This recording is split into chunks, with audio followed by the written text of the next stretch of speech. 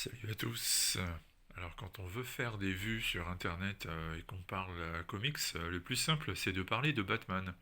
C'est ce qu'on va faire aujourd'hui avec l'intégrale tome 1 du Batman Rebirth qui est sorti chez Urban Comics. Alors on va commencer par le tome 1, je vous présenterai le tome 2 une autre fois.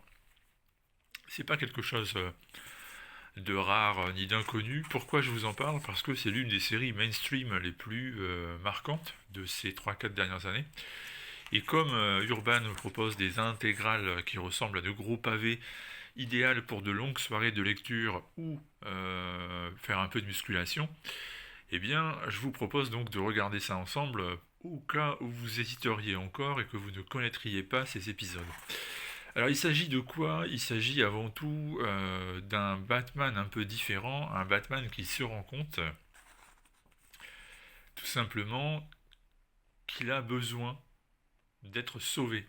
Alors ça se joue sur deux filons narratifs différents. Le premier c'est peut-on sauver Batman de sa croisade absolument mortifère qui vise à son tour à sauver la ville de Gotham, sachant que après chaque combat où il risque la mort chaque nuit ne fait que commencer un nouveau combat qui à nouveau va l'amener à risquer sa mort chaque nuit, sachant que il sait pertinemment que tout cela est destiné à se terminer un jour par sa propre mort, comme par exemple dès l'épisode d'ouverture de la série. Il y a un numéro zéro, certes, un prologue, mais dès le premier vrai épisode dessiné par David Finch, comme vous le voyez là, eh bien, Batman se retrouve à éviter le crash d'un avion en le chevauchant comme un cheval dans un rodéo. Alors c'est un peu too much, mais c'est une de ces situations où il sait qu'il va mourir normalement. Et il sait que derrière lui, que va-t-il laisser? Un héritage de jeunes héros qui eux aussi à leur tour vont mourir un jour. Il ne va laisser probablement que ça, jusqu'à ce qu'apparaissent sur scène Gotham et Gotham Girl, qui sont deux nouveaux héros dont l'histoire va être présentée dans ce premier volume de l'intégrale, notamment la toute jeune Gotham Girl Claire, qui va elle aussi traverser un destin tragique, puisqu'elle va perdre son frère et va sombrer dans la folie. Eh bien, sauver cette jeune Claire, proposer à Gotham des héros de cette trempe, c'est-à-dire des individus qui ont une force herculéenne, c'est peut-être un moyen de sauver la ville, ce qui est très tentant pour quelqu'un qui lui-même ne pourra pas être sauvé. Et à partir de là va s'enclencher un mécanisme qui va durer pendant plusieurs années. Tom King écrivant une histoire dès le départ censée durer une centaine de numéros. Et on va donc se lancer dans un grand récit au long cours de Batman.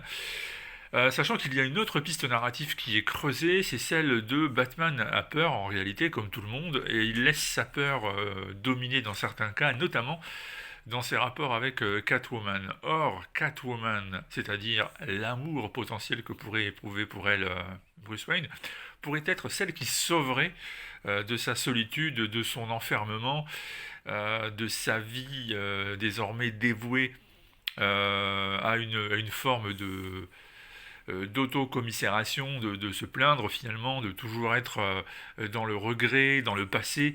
Et si finalement admettre ses sentiments pour Catwoman était le meilleur moyen pour Batman, pour Bruce Wayne, de vivre vraiment pleinement et enfin commencer une seconde existence. Et là, ça va être intéressant parce que les rapports entre les deux vont évoluer petit à petit, sachant que dans ce premier numéro de l'intégrale, eh bien, ça se termine par une des scènes clés du rapport entre Batman et Catwoman, la fameuse proposition de mariage. Entre-temps, il va falloir que Batman sauve Claire, donc pour cela, il va devoir se rendre à Santa Prisca, le repère de Bane, qui lui-même est en phase de rédemption, si on peut dire ça comme ça. Il a réussi à se sevrer du venin, cette drogue qui le rend hyper puissant, hyper dangereux et hyper dingue. Mais vu que Batman se rend chez lui pour y prélever le psychopirate, qui a la faculté de manipuler les émotions d'autrui et donc éventuellement de sauver Claire, qui traverse une phase très délicate, eh bien Bane va rendre visite à Batman à Gotham pour se venger de l'incursion du héros chez lui. Il va reprendre du venin et il va devenir extrêmement enragé la vengeance va être sanglante, et là encore, elle ne pourra pas se terminer sans que l'un des deux morde de la poussière. Et encore, ce n'est que le début, puisque là aussi, Bane est prévu pour être un personnage clé de tout ce qu'écrit Tom King sur Batman Rebirth. Alors, moi, mon opinion personnelle de tout ça, je suppose que vous l'avez déjà lu, si ce n'est pas le cas, mon opinion personnelle est positive, elle est même très positive. C'est un travail assez remarquable hein, quand on suit ça sur la durée. Alors oui, il y a des choses qui ne correspondent pas forcément au personnage de Batman tel que vous pouvez peut-être l'imaginer, mais moi, dans l'ensemble, je remarque le travail d'architecte assez impressionnant accompli par King, et ce sont des épisodes surtout qui nous procurent un vrai plaisir de lecture quand on les parcourt. Il se passe des choses, on a vraiment en plus du dessin de très grande qualité. Finch, évidemment, est excellent. Sur Batman, il correspond parfaitement à l'ambiance. Moi, j'aime beaucoup Mitch Gerads, qu'on retrouve aussi dans cette intégrale. Mitch Gerads, pour moi, c'est l'un des 4 ou 5 dessinateurs que je suis avec le plus de plaisir quand il travaille sur une série. Et donc, je suis très content de le voir à l'œuvre dans cette intégrale. Et à la fin, vous avez une longue série de couvertures alternatives, les fameuses variant covers.